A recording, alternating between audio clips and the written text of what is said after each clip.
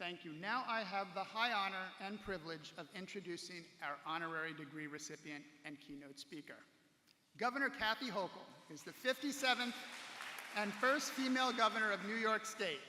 She began her career in public service on her local town board before serving as Erie County Clerk and as a member of Congress for New York's 26th Congressional District. As Lieutenant Governor, she chaired the statewide Regional Economic Development Councils and served as co-chair of the state's Heroin and Opioid Task Force, Women's Suffrage Commission, and Child Care Availability Task Force. Since being sworn into office in 2021, the governor has led by establishing a bold vision for New York's future. She has spearheaded comprehensive policies and initiatives to help New Yorkers and their families while making historic investments to build a stronger, more inclusive state. These investments include record funding for pre-K to 12 grade schools and higher education, $1 billion in comprehensive mental health care, a $32.8 billion plan to support major infrastructure projects around the state, increased contributions to secure long-term stability for the MTA and to save it from the looming fiscal cliff, a $25 billion housing plan to create or preserve 100,000 affordable homes, and billions of dollars to solidify New York as a leader on climate and clean energy. Governor Hochul has also taken critical steps to make New York a more competitive place, to grow jobs and drive economic growth by investing in small businesses throughout the state, expanding workforce development and job training, and helping working families fight rising costs by indexing the minimum wage to inflation. Last year, the governor announced that Micron, one of the world's largest semiconductor companies, will invest up to $100 billion over the next 20 years to create nearly 50,000 jobs in central New York, a pivotal agreement that will secure a brighter economic future for generations of New Yorkers. And in the wake of the US Supreme Court's decisions to strip away abortion rights and strike down common sense gun regulations, the governor led the charge to protect reproductive health care and strengthen gun safety laws, ensuring New York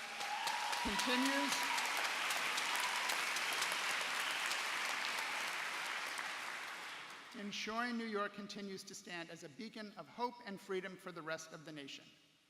Governor Hochul was born and raised in Western New York. She and her husband Bill are the proud parents of 2 children and 1 granddaughter. Please join me in welcoming the governor of our great state, Governor Kathy Hochul.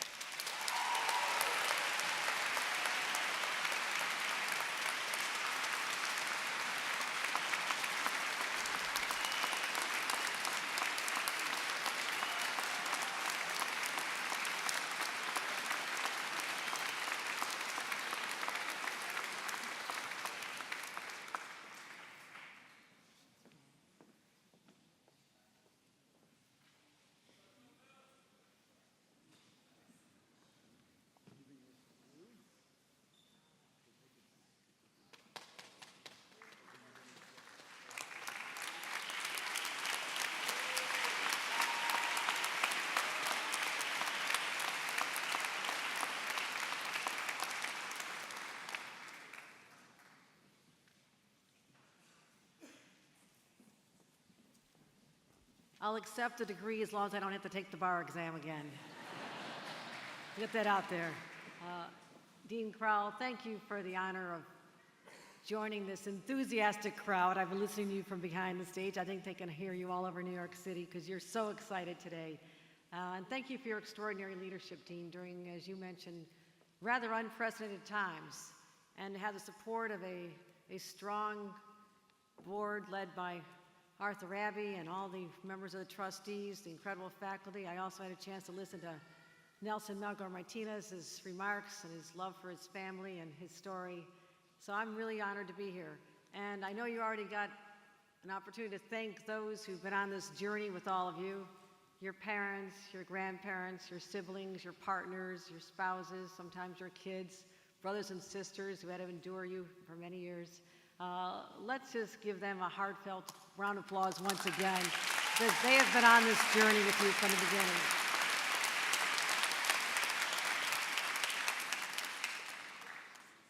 This is my first law school graduation speech since becoming governor, and It is fantastic that it's happening right here in New York City, which is known to the rest of the world as the epicenter of progressive ideals.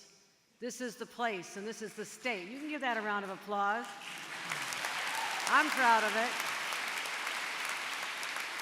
Maybe that's why we have a little bit of that swagger that Dean talked about too, right?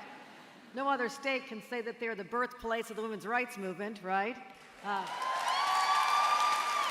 The birthplace of the NAACP right here in New York, civil rights. The birthplace of the LGBTQ movement right here in New York. The birthplace of the workers' rights movements right here in New York. As well as the birthplace of the environmental rights movement right here in New York. So take that, other 49 states. Can't. But becoming a lawyer in this city at this time doesn't let you off the hook. In fact, it puts a special weight of responsibility on your shoulders, because many of those movements I described were pushed and led to the courts, and won successfully by lawyers of their time. And so they may be some of the unsung heroes behind these movements, but they are absolutely instrumental in making sure that these movements became successful. And I want to talk about here today how you will contribute to that legacy of always pushing forward to make sure that what we do here in New York can be a beacon for people all across this country, because that's what we've always done. So, a couple thoughts for you. I know you're not going anywhere. You're not going anywhere until I leave. So if you wanted a lecture on how to make a lot of money as a lawyer, you might just put your iPods back in and just take a nap and listen to some music. But if you want to learn how not to make money, but how to make a difference, maybe we can have a conversation for a little bit. I'm not here to tell you how great you are either. I'm sorry. That's for your grade school teachers, your soccer coaches, your best friends, your parents.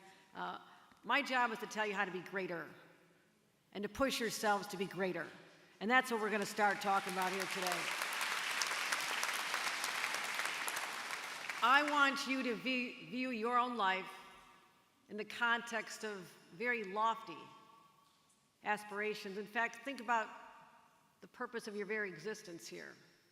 And if I can leave you with a couple of thoughts that'll push you to strive to be a better citizen and ultimately a better person, then today will have been a success.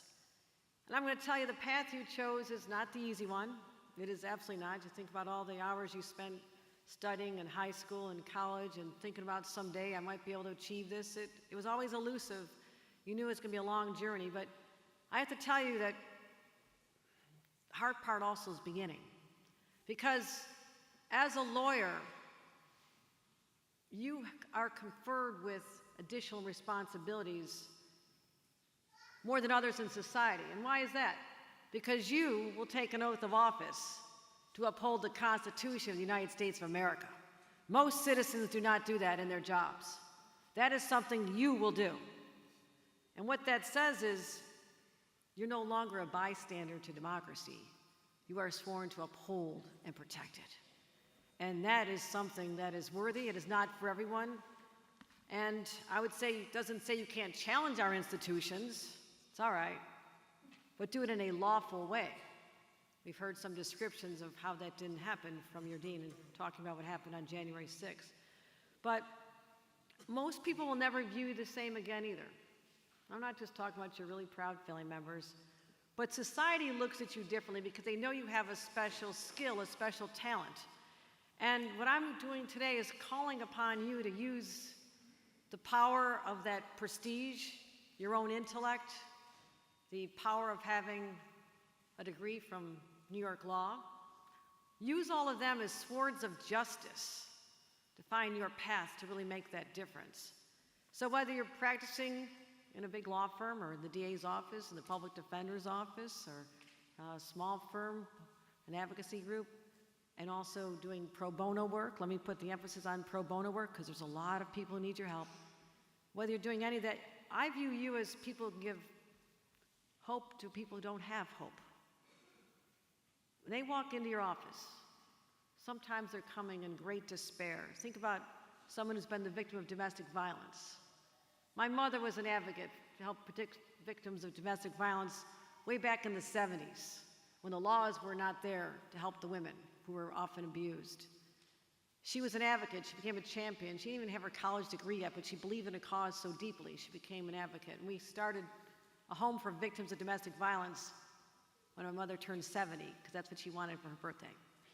That's the kind of family I come from. So think about survivors of domestic violence, or someone, a young person in a work environment that's being harassed by a boss or not being paid equally. They don't know what to do. They're going to turn to a lawyer who has the skills and the knowledge to help them have their rights protected. There's going to be families you encounter, maybe the parents, devastated parents of an overdose victim who want justice to make sure that their child didn't die in vain, and to have someone prosecute the dealers who killed their child. Think about the victims of a mass shooting. Their families want to get justice from the gun manufacturer that led to their demise of their loved one. There's so many different ways. There's countless ways that someone in search of help is going to find their way to your door. And you're going to open it wide.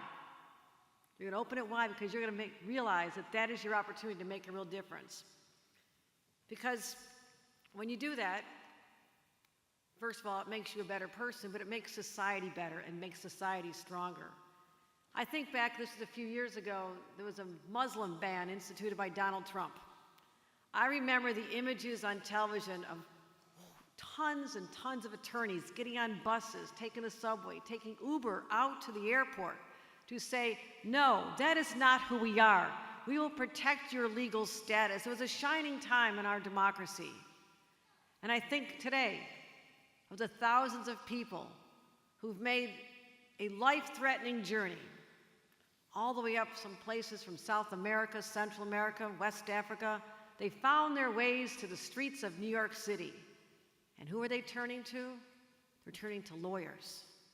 You can walk out of here and celebrate today, but tomorrow, there's a legal aid society that needs your help to help these people receive legal status and allow them to be part of the fabric of this great, great world and great society we live in. And you're the embodiment of hope for so many people.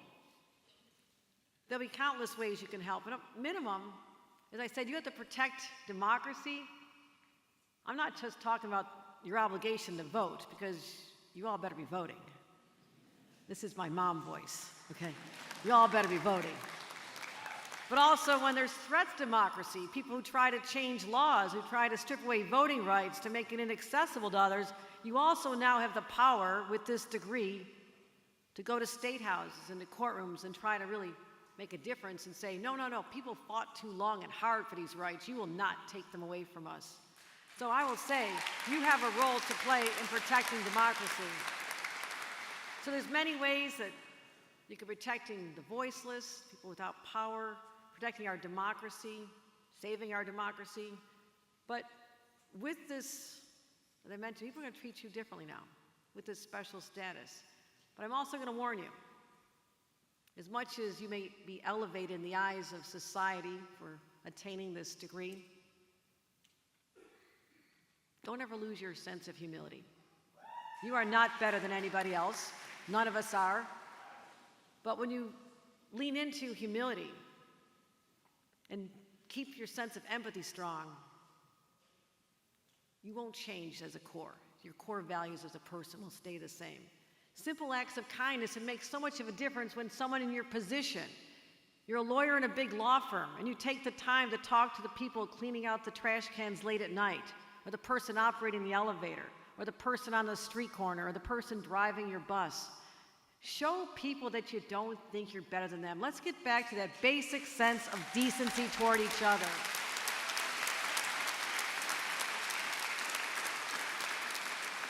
I'll never forget the night when I was working in the Capitol late, and the cleaning lady, cleaning custodian woman, Jackie was her name. Wonderful Jackie. She worked so hard every night. She always would peek around the corner to see if I was still there. I said, you come on in, you can come in, it's all right, it's all right. You gotta do your job. And one day she saw that someone had given me this rather flamboyant, colorful scarf, and she admired it. I said, Jackie, I think this would look really good on you. And she said, really? She took the scarf. And later at night, I looked out the window, and I saw her standing at the bus stop, twirling that scarf around. She was so proud. That moment made me happier than she must have been, because I realized I gave her something that was minor to me, but it made her feel valued. Those are the ways that you have to find every single day, that opportunity to make someone else feel better about themselves. That's the power you have. Don't lose that just because you're now a big shot lawyer. Don't lose that. Don't lose that.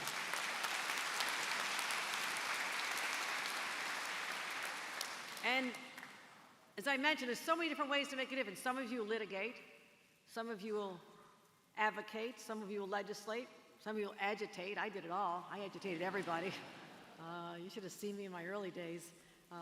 And maybe you'll follow in the footsteps of your dean, Dean Crowell, a life of public service. And you can tell, I can just tell by the person he is how deeply he cares about all of you. That comes from a decision to spend most of his life making public policy and working in the halls of government to change people's lives through government. So I encourage many of you, whether you run for office or not, whether you help other candidates, support them, there is a role for you to play as well. But if you look for examples, you also might become a dean of a law school someday as well.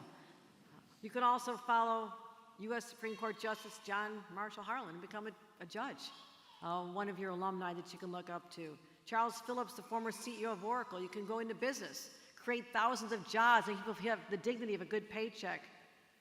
Or you can follow Pepe Chang de Castro. Pepe, where are you? I mean to embarrass you. One of your great graduates. You could also someday be legal counsel, advisor to the first woman governor of a state like New York, for example. That's what one of your alumni did. She sat right where you're sitting. Or you can follow the limelight and be just like Judge Judy, who was here last year. I get it. She's cooler than I am. I get it. I get it. But she's also shorter than I am. So if you thought I was short, you should check out Judge Judy, really. Nothing wrong with short. You know, my dream was to work for a senator someday. All I wanted to do was, I walked in the Capitol as a kid on a school field trip, and I wanted to work in that beautiful white dome building. Someday I was going to make a difference. And I wanted to work in Washington, and maybe I could write policy or do something important for a U.S. senator. By the time I was 27, after time in a law firm, law school, working for a congressman, I had the privilege of working for Senator Daniel Patrick Moynihan. So the point being, when I was 27, I was done with my career goals. But women did not think about running for office back then. Now I'm so excited to see 60% of women out here. I think that's incredible. Congratulations to the guys, too. Don't want to leave anybody out. But when I was in my 20s, women didn't plan for a life in politics other than being the brains behind somebody else or writing a good speech or planning an event. You know, it was not within the realm of possibility. So I would say that just when I walked across the stage, and I'm going to say it right now because you can all look it up on ChatGPT, 40 years ago, I walked across the stage like this. And I did not know what my future would bring. There is no way I can tell you right now that I envisioned that I become elected official at the town level, the county level, member of Congress, lieutenant governor, and the governor of New York. So I say that only because you never know what life's going to bring. But be ready for everything. And the reason I stand here with this profound sense of optimism about your futures in this very moment, and the dean referenced this, my optimism is grounded in what you've already had to overcome. Now, everybody who graduates from law school, you've overcome a lot. I mean, the hours of study, the sacrifice, the perseverance to achieve something that is so elusive that's why it's such a small elite group of people, our lawyers of America. But having to endure that during a global pandemic, now we say this a lot, and you say, oh yeah, the global pandemic. I'm telling you, that rocked our country, our society, our healthcare system. It rocked us to our core. It challenged our ability to just manage a crisis that was unfolding before our very eyes. And meanwhile, you're trying to study to be a lawyer. I cannot imagine what that was like. I really can't. And to your faculty, teachers, mentors who looked out for you during that time, and you just didn't walk away. You didn't say, I can't take this anymore. At the same time, there's stresses at home. I mean, illnesses in your own family. We heard the sirens every night during that time, the fear. I'm sure there are many times you wondered, is it ever going to end? But you know what? The bottom line is you endured, you persevered, and you prevailed. And that is why, going forth, you will be able to handle every bit of life's adversity. I think about other generations. You're too young, but my grandparents were always talking about how we got through the Depression. You know, we didn't have any food. We walked uphill to school both ways, uphill, and all the stories. And I'm sure they were true. But then World War II on top of it. But you know what that did? It bound a generation together in a collective shared experience that they could draw on as they grew older. Just like the people in this room, the parents, remember when you say 9/11? That is another collective, seismic experience that shook us to our core, but it also gave us a chance to rebuild and lean on each other and treat each other better for a moment in our time. And to rebuild physically. Look at Lower Manhattan, it's spectacular. It's not a hole after all these 20 years. It is a shining beacon of democracy right across from the Lady Liberty and the harbor. That's what we do when we're knocked down. We come back stronger every single time, and that is now part of who you are. It is part of your identity as someone who graduated during this incredibly tumultuous time. But also, you've had a few other things go on while you're in law school. The dean referenced a couple of them, but you're not only just the first generation of lawyers to complete your education during a global pandemic, you're also the first generation to feel the effects of climate change with the extreme weather. But I also view you as the last generation to be able to do something about it. You're the first generation of lawyers to realize there are more mass shootings in this country than there are days in the year. That is a reality that other generations have not had to fathom. You're the first generation to see a rollback of women's rights and LGBTQ rights across the nation, starting in the Supreme Court. You're the first to see the rollback of those rights, not the progression, the march forward that we were always so proud of. And you are, of course, the first generation to witness an assault on our democracy and our nation's capital. All these are seared into your consciousness, but also who you are as a person today. And you look at globally, the first generation since World War II to see such acts of aggression by a nation like Russia against an innocent neighbor, Ukraine. You're seeing that unfold in real time. So all these will forever define you. Yes, they sound discouraging collectively, but in the context of history, they're also empowering. And I think back to all the life experiences of what was going on when I was younger, and I bear those today. They shaped me to be the person I am, just as those experiences have shaped you in ways you don't realize yet. I was the granddaughter of very poor immigrants from Ireland. They came here as teenagers, came right through Ellis Island. The only jobs were in the wheat fields of South Dakota, where my grandparents were migrant farm workers, until they got jobs as domestics in Chicago. Until that day when they heard about the promised land of Buffalo, New York, where you could make steel, which is why I'm from Buffalo and a lifelong Buffalo Bills fan. Sorry, Jets and Giants, I love you too. Someday if you play in the state, it'll make it a little bit easier. I always get in trouble when I say that. Never go off script, shouldn't do that.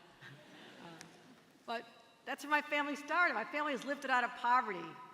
Even though my parents used to live in a trailer park, not exactly the most prestigious address, the trailer park is still there. I go back there often to remind me of where I came from and the people that are left behind. So those humble beginnings, but my parents had such a strong social conscience. Even though we didn't have much, we got our clothes in used clothing stores. We had a lot of kids, slept in the attic with a couple of brothers. We didn't have any heat up there. I didn't know the difference.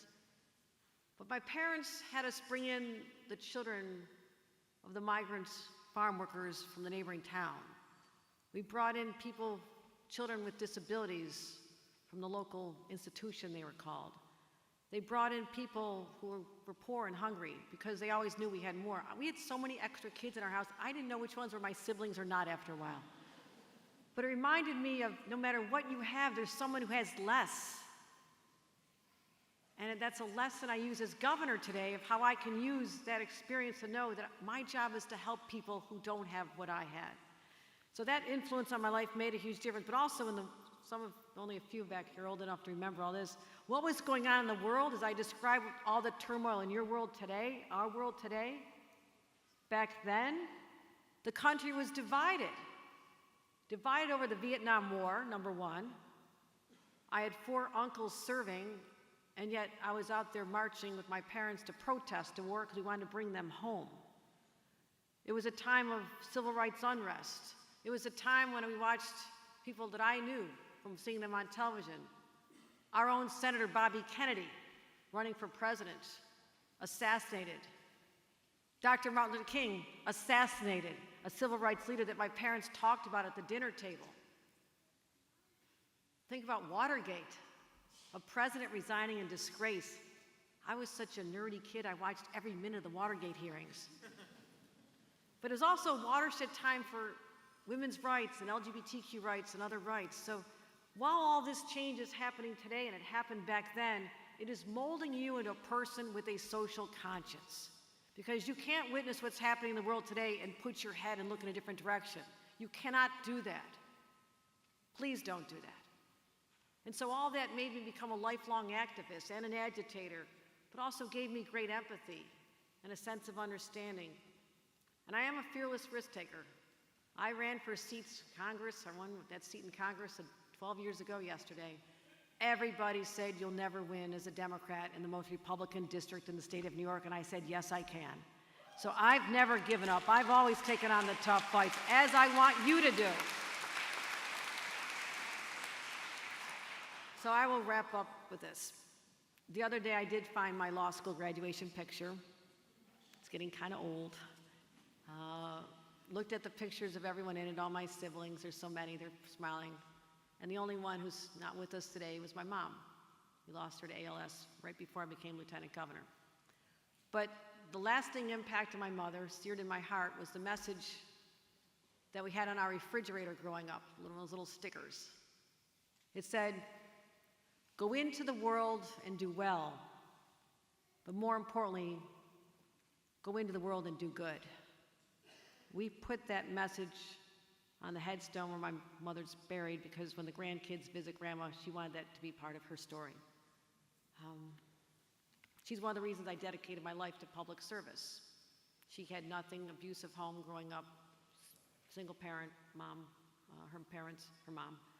But all I'm going to say to you, with the world-class education you just received, in this most fascinating city, the most fascinating place on this earth, with this love and support of the people who are here today, with the alumni network of people want you to succeed, I am telling you right now, my friends, you are ready for the world, and the world is ready for you. Congratulations, class of 2023.